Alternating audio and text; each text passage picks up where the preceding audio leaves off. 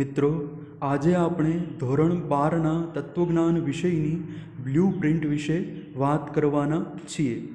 એટલે કે બોર્ડના તત્વજ્ઞાન વિષયના પ્રશ્નપત્રમાં કેટલા વિભાગો હોય છે, કયા વિભાગમાં કેવા પ્રશ્નો પૂછાય છે, કેટલા ગુણના પ્રશ્નો હોય છે, આ પ્રશ્નો માટે આપણે કેટલો સમય ફાળવી શકીએ, આ બધી વાત આપણે આજે કરવાના છીએ.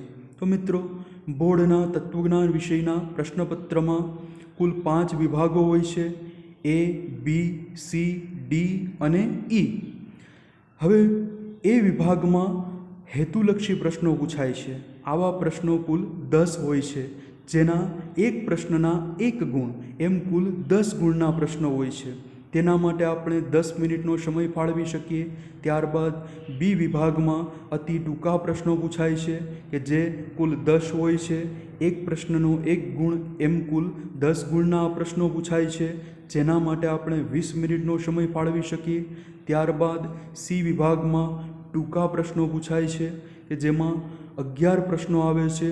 એક પ્રશ્નના 2 ગુણ એમ કુલ 22 ગુણના પ્રશ્નો હોય છે અને તેના માટે આપણે 30 મિનિટનો સમય ફાળવી શકીએ.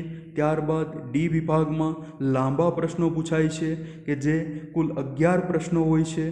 એક પ્રશ્નના 3 ગુણ એમ કુલ 33 ગુણના પ્રશ્નો હોય છે. તેના માટે આપણે 45 મિનિટનો સમય ફાળવી શકીએ. ત્યારબાદ ઈ વિભાગ આવે છે.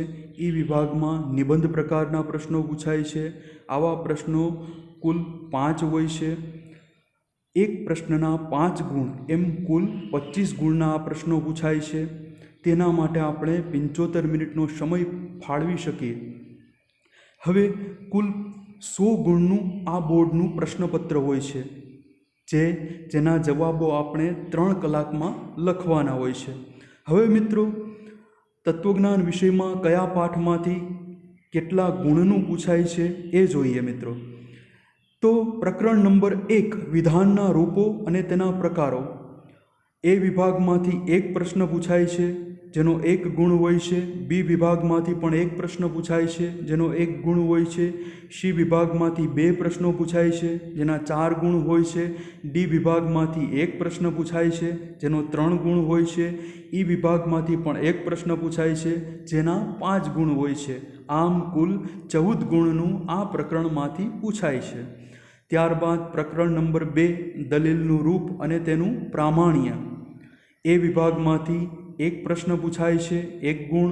બી વિભાગમાંથી પણ 1 પ્રશ્ન પૂછાય છે, 1 ગુણ. સી વિભાગમાંથી આ પાઠમાંથી પૂછાતું નથી. ડી વિભાગમાંથી 1 પ્રશ્ન પૂછાય છે, 3 ગુણ. ઈ વિભાગમાંથી પણ 1 પ્રશ્ન પૂછાય છે, 5 ગુણ.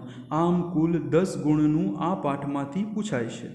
ત્યારબાદ પ્રકરણ નંબર 3 અનુમાનના નિયમો, એ વિભાગમાંથી 1 પ્રશ્ન, 1 ગુણ. બી વિભાગમાંથી પણ 1 પ્રશ્ન, 1 ગુણ. સી વિભાગમાંથી 2 પ્રશ્ન, 4 ગુણ. ડી વિભાગમાંથી 2 પ્રશ્ન, 6 ગુણ. અને ઈ વિભાગમાંથી આ પાઠમાંથી પૂછાતું નથી.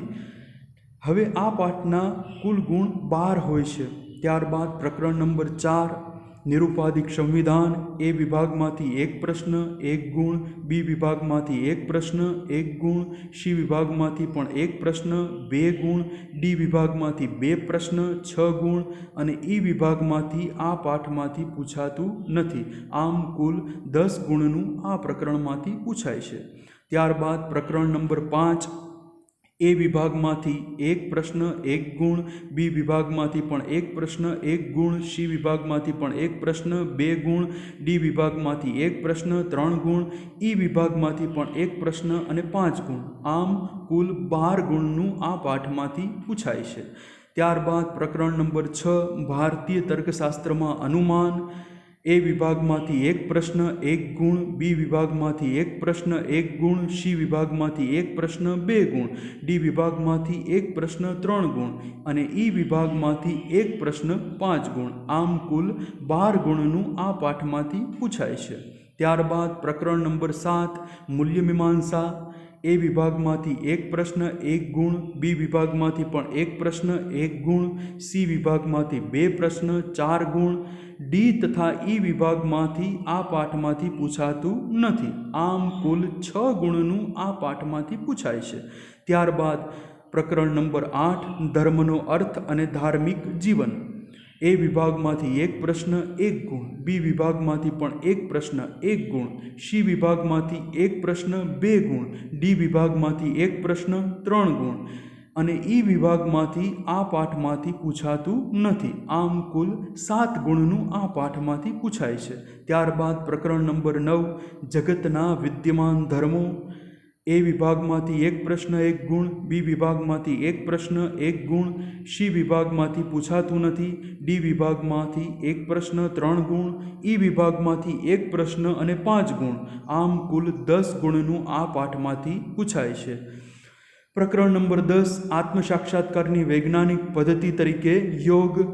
એ વિભાગ એક પ્રશ્ન 1 ગુણ, બી વિભાગ એક પ્રશ્ન 1 ગુણ, સી વિભાગ એક પ્રશ્ન 2 ગુણ, ડી વિભાગ એક પ્રશ્ન 3 ગુણ અને ઈ વિભાગમાંથી આ પાઠમાંથી કંઈ પૂછાતું નથી.